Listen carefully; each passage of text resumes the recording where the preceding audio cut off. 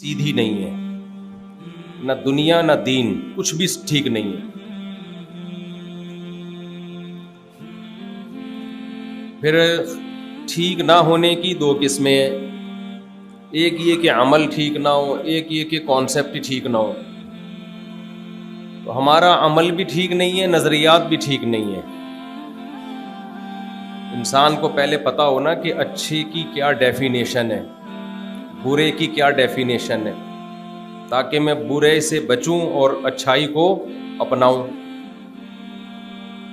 پھر یہ اگلا مرحلہ ہے کہ اچھائی جب سمجھ میں آ جائے تو وہ بنا کیسے جائے، یہ اگلا مرحلہ ہے۔ ایک آدمی چرس پیتا ہے تو آپ کو اس کی تربیت کے لیے دو کام کرنے پڑیں گے۔ ایک تو یہ کہ اس کو یہ سمجھانا پڑے گا کہ چرس بری چیز ہے، ہو سکتا ہے اس کا کانسیپٹ ہی کلیئر نہ ہو، وہ سمجھتا ہو کہ چرس پینا کیا ہے، وہ پی کے بھی دکھاتا ہوں میں، جب بھی اسٹائل جو ہے نا ایسے ہی ہوتا ہے نا، وہ یہ سمجھتا ہے کہ چرس پینا کوئی اچھا کام ہے، اس سے انسان ریلیکس ہوتا ہے، ڈپریشن اسٹریس ختم ہوتی ہے، اس سے مزے کی نیند آتی ہے۔ تو کیا آپ اس سے چرس چھڑوا سکتے ہو؟ بھائی پہلے اس کی کھوپڑی میں یہ بات بٹھانی پڑے گی کہ چرس پینے سے تمہیں فائدہ نہیں بلکہ نقصان ہو رہا ہے، اور یہ کھوپڑی میں اس وقت بٹھاؤ گے جس وقت اس نے پی بھی نہ ہو۔ پی کے آیا تو پھر یہ بات کھوپڑی میں نہیں بیٹھے گی۔ لیکن اتنا کافی نہیں ہے، اگر آپ نے اس کی کھوپڑی شریف میں یہ بات بٹھا دی، ویسے چرسی کی کھوپڑی شریف ہوتی نہیں ہے، لیکن میں پھر بھی احتراماً اس کو کھوپڑی شریف کہہ رہا ہوں۔ آواز سب کو صاف آ رہی ہے؟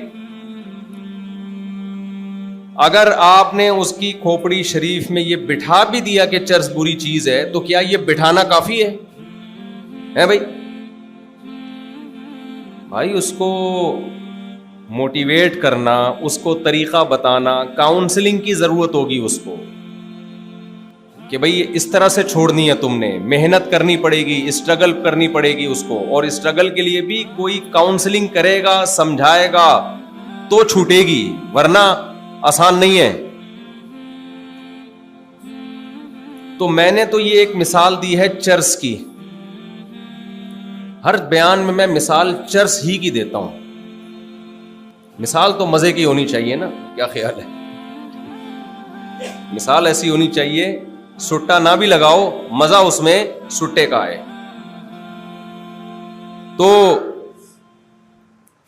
ہمارے ساتھ، مسلمانوں کے ساتھ بڑا مسئلہ، خاص طور پر یہ جو ہم پاکستانی اور انڈین لوگ ہیں جنہیں دیسی لوگ کہا جاتا ہے، ان کے ساتھ بہت بڑا مسئلہ یہ ہے کہ جو مذہب کو فالو کرنے والے لوگ ہیں، میں ان کی بات کر رہا ہوں، جو فالو ہی نہیں کرتے ان کا تو آوے کا آوا ہی بگڑا ہوا ہے۔ جو مذہب کی ضرورت کو محسوس ہی نہیں کرتے، آخرت پر ایمان ہی نہیں رکھتے، یا اسلام کو مانتے ہی نہیں ہیں، وہ تو بالکل ہی ٹریک سے ہٹے ہوئے لوگ ہیں۔ ان کے لیے تو اللہ نے آخرت میں اعلان کر دیا جہنم کی آگ ہے۔ جس نے بنایا اس کا کھاتے ہو، بنانے والے کو مانتے نہیں ہو، یہ تو بہت بڑا جرم ہے۔ اتنا بڑا جرم ہے نا بنانے والے کا انکار کرنا، اللہ نہیں چھوڑے گا۔ آج آپ یوٹیوب پہ مختلف ڈاکومنٹریز دیکھتے ہیں نا، اللہ کی قدرت کی کیسے کیسے عجائبات ہیں، لیکن ان سیکولر لوگوں کے منہ سے کبھی ایک دفعہ سبحان اللہ نہیں نکلتا، دیکھا ہوگا آپ نے۔ وَفِي أَنفُسِكُمْ أَفَلَا تَعْقِلُونَ، اللہ کہتا ہے خود تمہارے اپنے اندر اتنے عجائبات ہیں۔ انسان کی باڈی خود ایک میوزیم ہے، عجائب گھر ہے۔ جس نے بنایا ہے اس کو بھول گئے آپ، اس کا انکار کر دیا، آخرت کا انکار کر دیا، تو پھر تو کوئی حساب ہی نہیں ہے نا۔ ہماری نظر میں وہ شخص اچھا ہو سکتا ہے جو خدا کا منکر ہے، اللہ کی نظر میں وہ اچھا نہیں ہے۔ خدا کا انکار کرنے والے، آخرت کا انکار کرنے والے، کتنے ہی اچھے اعمال ہوں، کتنے ہی اچھے اخلاق ہوں، اللہ نہیں مانتا۔ تو میں ابھی ان لوگوں کی بات نہیں کر رہا جو اسلام کو سرے سے مانتے ہی نہیں ہیں، میں بات کر رہا ہوں ان لوگوں کی جو میں اور آپ ہیں، مانتے ہیں، تبھی تو بیان سننے آئے ہیں نا. کیا خیال ہے بھائی؟ مغرب کی نماز پڑھی، کچھ لوگوں نے سر پہ ٹوپی بھی پہنی، اس کی علامت ہے بھائی تھوڑا تھوڑا اسلام سے کیا رہ گیا ہے، رشتہ باقی رہ گیا ہے. تو میں اپنے جیسے، ہم جیسے لوگوں کی بات کر رہا ہوں جو مانتے ہیں اسلام کو، لیکن اسلام کی تعلیمات کے بارے میں کانسیپٹ کلیئر نہیں ہے.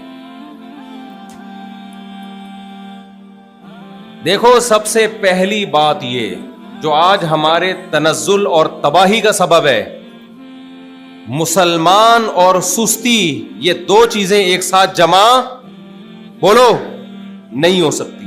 جو سست ہے وہ جنت میں نہیں جائے گا، یہ دماغ میں رکھو. مسلمان سست ہے یا نہیں ہے؟ یہ جواب دینے میں بھی سستی ہو رہی ہے تو سوچو کتنے سست ہوں گے. سوال پوچھا جائے اس میں بھی آدھے گھنٹے میں اگر جواب آئے گا تو اس کا آپ نے اپنے عمل سے ثابت کر دیا کہ مسلمان کیا ہے، سست. میرے پاس جب بھی کوئی نوجوان آتا ہے نا کہ میں چاہتا ہوں گناہوں کو چھوڑوں، میں چاہتا ہوں یہ کروں، میں چاہتا ہوں وہ کروں، مجھے پتا ہے کہ جب تک یہ سستی نہیں چھوڑے گا کچھ بھی نہیں چھوڑے گا. یہ ہر کام دنیا میں ہمت سے ہوتا ہے. سست آدمی دنیا میں کسی کام کا نہیں ہے، نہ دین کا نہ دنیا کا. میں نے دین پہ دنیا میں چلنے والے جو بہت ایکٹیو تھے، دنیا میں بڑے ایکٹیو تھے، وہ چاہے وہ پیسہ کمانے میں ہو چاہے وہ پڑھائی میں ہو، جب میں نے دیکھا کہ انہوں نے وہ دین کی طرف آئے نا تو دین میں وہ بہت تھوڑے عرصے میں بہت آگے نکل گئے. بہت تھوڑے عرصے میں وہ بہت آگے نکل گئے. کسی نے بڑی ایک پیاری مثال دی ہے کہ اگر ایک بہت بڑا پتھر، بہت وزنی، آپ اسے اپنی جگہ سے ہلانا چاہتے ہو اور ایک آدمی دو آدمی پکڑ کے دھکے دیں تو محنت زیادہ صرف ہوگی، اس کا آؤٹ پٹ بہت ہی کم ہوگا. کیا خیال ہے بھائی؟ این کرتے رہیں گے، زور لگاتے رہیں گے، وہ ہلے گا بھی نہیں. کسی عقل مند کے پاس جائیں گے تو وہ کہے گا بھائی لیور کا استعمال کرو. کس کا استعمال کرو بھائی؟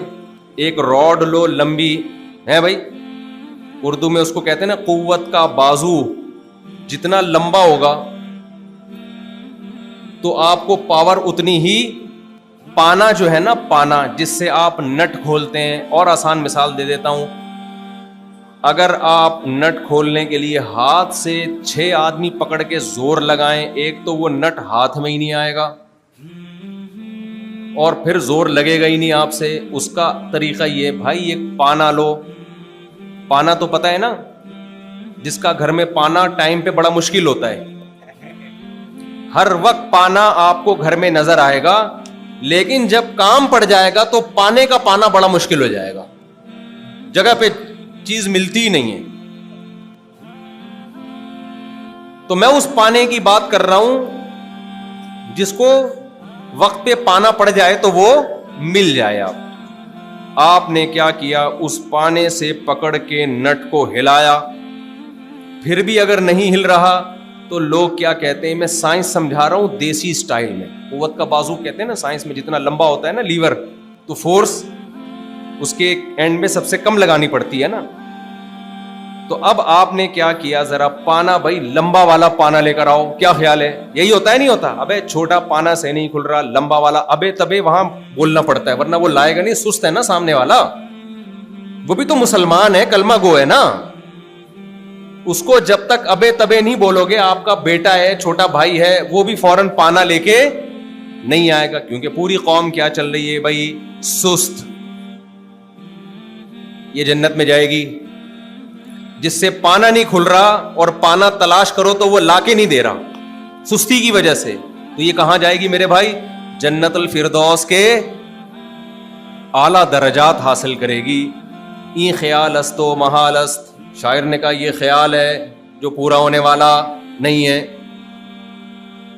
راحت اندھوری نے کہا تھا کہ خوش فہمیوں کی بھیڑ میں تو یہ بھول گیا. کوئی شعر کا مجھے اکثر شعر یاد نہیں ہوتا, اس کا مطلب یاد رہ جاتا ہے, تو میں وہ شعر اپنے الفاظ میں رپورٹ پیش کرتا ہوں, پھر شعر نہیں پیش کرتا. یعنی شاعر نے جو شعر میں رپورٹ دی ہے نا, وہ رپورٹ آپ کے سامنے رکھ رہا ہوں کہ خوش فہمیوں کی بھیڑ میں تو یہ بھول گیا, پہلے مرے گا بعد میں جنت میں جائے گا.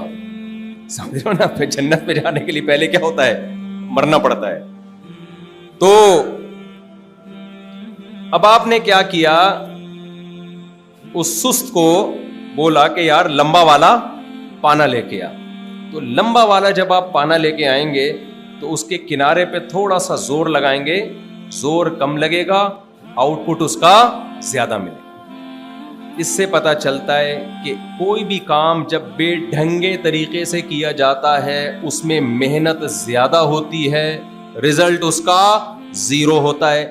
اور جب بھی کوئی کام کھوپڑی شریف استعمال کر کے, پلاننگ کر کے, عقل استعمال کر کے کسی کام کو کیا جائے تو محنت کم ہوتی ہے, آؤٹ پٹ اس کا کیا ہوتا ہے, بہت خاندانی ہوتا ہے.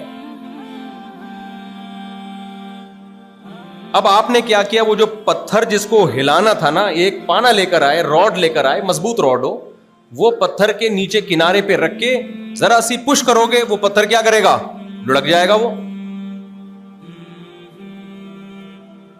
بشرطے کہ اس کو پتھر کے جو سینٹر ہے نا, جو اس کے ویٹ کا جو مرکز ہے وہاں رکھا جائے, وہاں رکھا جائے. آپ کو پتا ہے دنیا مسلمانوں کو جو تباہ کرنے کی کوشش میں ہے نا, یہ میرا موضوع, یہ بیچ میں ایک الگ سے بات آ رہی ہے لیکن یہ پھر بات رہ نہ جائے. اصل جو میرا ٹاپک ہوتا ہے بیچ میں درمیان میں بریک لیتا رہتا ہوں. ہوتا ہے نا یو فون تم ہی تو ہو, یہ یوں سمجھ لو, کوئی بھی پروگرام ہو یو فون تم ہی تو بیچ میں آ جاتا ہے نا. اب اس کا کوئی تک بنتا ہے, لیکن یو فون والے کہتے ہیں تک بنے نہ بنے ہمارا فون تو بکے گا نا. ابے بھائی ارطغرل ڈرامہ دیکھ رہے ہو, بیچ میں آ گیا یو فون تم ہی تو ہو. کوئی تک بن رہا ہے, ادھر ارطغرل ہے, ادھر ملک پہ حملہ ہو رہا ہے, اور بیچ میں کیا آ گیا, یو فون. یو فون والوں سے آپ بولو کہ یار یہ بیچ میں تم یو فون ڈرامے کے بیچ میں کیوں لا رہے ہو, کہہ رہے ڈرامہ گیا تیل لینے, ہمیں اپنا موبائل بیچنا ہے, ہمیں اپنی سم بیچنی ہے. تو میں بھی بعض دفعہ ٹاپک سے بیچ میں ہٹ کے اس لیے بیچ میں بات لے آتا ہوں کہ وہ بڑی کارآمد بات ہے, وہ میں نے چلتی کرنی ہے, وہ بعد میں شاید موقع نہ ملے, تو اس لیے میں تھوڑا سا بیچ میں نا پاز کا بٹن دبا کے ایک الگ بات کر رہا ہوں آپ سے. وہ یہ ہے, یہ جو میں نے مثال دی ہے نا کہ قوت کا بازو اور اس کی جو فورس ہے وہ بیچ میں لگے جہاں سارا ویٹ کا جو مرکز ہے, تو محنت تھوڑی ہوتی ہے, رزلٹ اس کے بہت زیادہ. تو آپ کو پتا ہے مسلم سوسائٹی کو تباہ کرنے کے لیے غیر مسلم قوتیں, جو اسلام دشمن قوتیں ہیں,